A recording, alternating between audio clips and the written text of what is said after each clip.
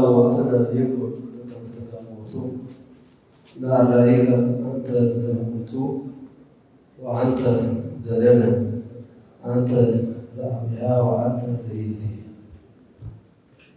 بصوم وقدوس أول ماتياس كلاموي رسالة فاصلة تعصم وجهي تمنورة الإيمان بصوم ونصليوس يوم الماتياس كلامي يتكلم عن مسألة بصوم يذكر يوم الماتياس كلامي يتكلم عن صافي بصوم أول كلام فاصلة يزيد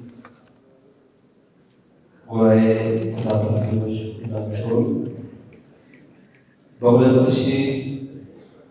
በ2017 አንድ ስራ ዘመን በአምራ ሀገረ ስብከት የተከናወኑ ተግባራትን የሚያሳይ አጭር ሪፖርት ሀገረ ስብከታችን 7 ወረዳዎችና 2 ከተማ አስተዳደሮች ያሉ ሲሆን በሀገረ ስብከቱ 19 ገዳማት 164 አድባራት 485 የገጠር አብያተ ክርስቲያናት በድምሩ 668 አብያተ ክርስቲያናት ይገኛሉ።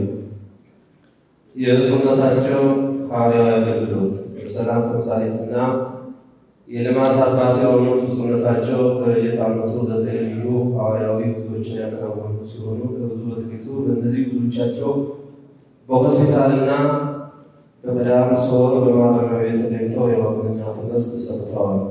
ከትምህርተ ወንጌል አገልግሎት በተጨማሪ አራታዊ ተሳይናትን ባርከው ቅዳሴ ቤታቸው ሊከበር አድርገዋል። ለሰባት መነኮሳት ቆምስና ለ658 ዲያቆናት ቅስና ለ1288 ተማሪዎች የዲቁና ማዕረጋትን ሰጥተዋል።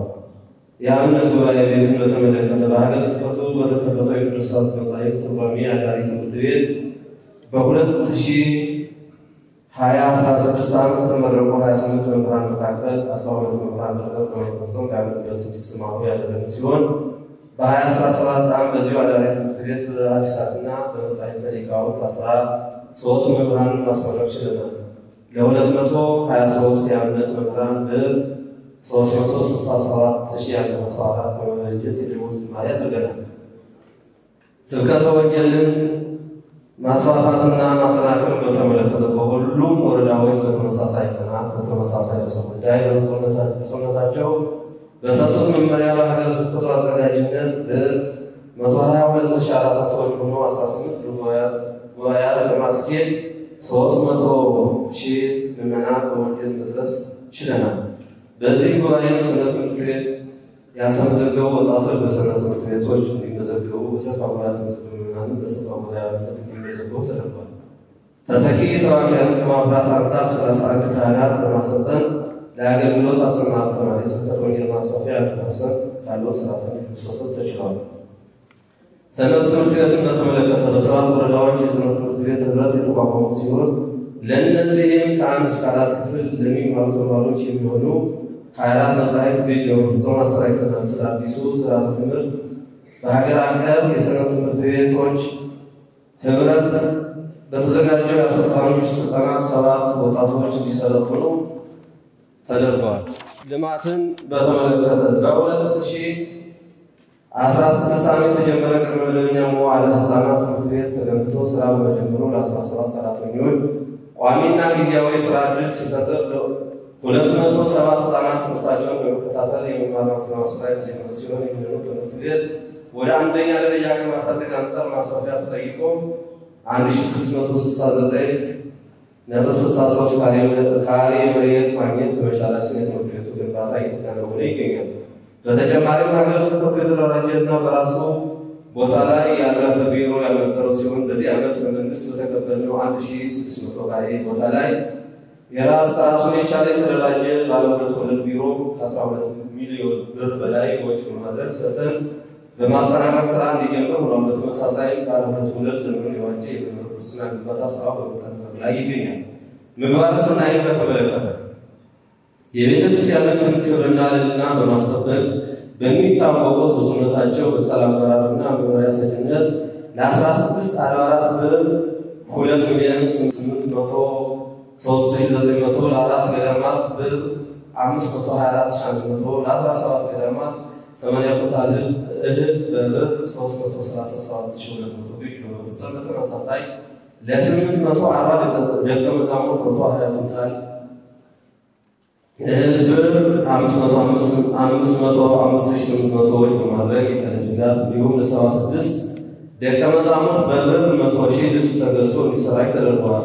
ለሁለት ወረዳ ቤተ ክህነት ጽሕፈት ቤቶች 550,000 እንዲሁም በተለያየ ችግር ውስጥ መሆናቸውን በጽሕፈት ቤታቸው ተገኝተው ላሳሰበው 24 ካህናት ብር 138,000 ለ79 ምዕመናን ብር 1,803,000 ለ18 ደቀ መዛሙርት ብር 81,000 ከተለያየ ቦታ ተፈናቅለው በሰቆጣ ከተማ ለሚገኙ ወገኖች ለበዓል መዋያ ብር 387,828 ለ16 ሳንቲም እና በብር 252,900 የተገዛ 60 ኩንታል እህል በመግዛት ተሰጥቷል። እንዲሁም ለነዳያን ማስፈሰቂያ ብር 50,000 ለተለያዩ ተቋማት ብር 460,000 ድጋፍ አድርገናል። በተጨማሪ በ2017 ዓ.ም በሀገረ ስብከታችን በተፈጠረው ተፈጥሯዊ አደጋ ምርት ያላገኙ 3 ወረዳዎች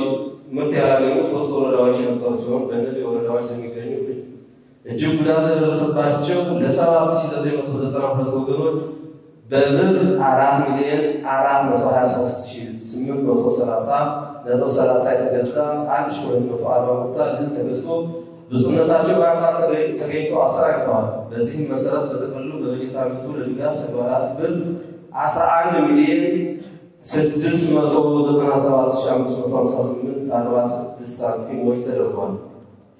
የዘመኑን ገቢ በተመለከተ የዘመኑ የሰበካ ጉባኤ ገቢ ያለውን ወቅታዊ ችግር ተቋቁመን ብር 57,445,804.36 ማድረስ በመቻላችን የሀገረ ስብከቱ ድርሻ 11,489,160.87 እንዲደርስ የተደረገ ሲሆን ከሀገረ ስብከቱ ልዩ ገቢ ብር 297,200 ላይ ብር 104,020 ብር ሲጨምርበት አጠቃላይ የመንበር ፓትርያርክ ጠቅላይ ቤተ ክህነት ድርሻ ከ2016 ዓ.ም ገቢ 2017 ዓ.ም ገቢ የብር 674,947.11 ብቻ በማሳየት 4,125,226.30 ከፍ እንዲል ማድረግ ችለናል።